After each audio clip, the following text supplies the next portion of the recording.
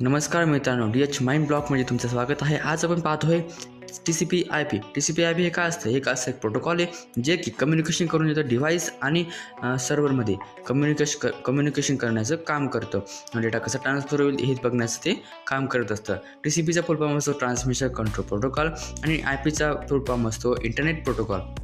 हे interconnected network devices on the internet, म्हणजे device ते इंटरनेटमध्ये ते कनेक्ट करण्याचं काम करत असतं. आणि ते कसं काम करतं?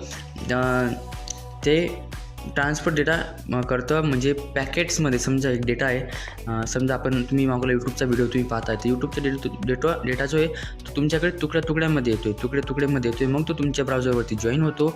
मग तो तुम्हाला दिसत असतो पूर्ण की तो व्हिडिओ कसा आहे. तो येताना तुकड्यामध्ये येतो, सो त्याला आपण पॅकेट्स असं म्हणतो. इथं आपण थांबू, पुढच्या भागात भेटू. धन्यवाद.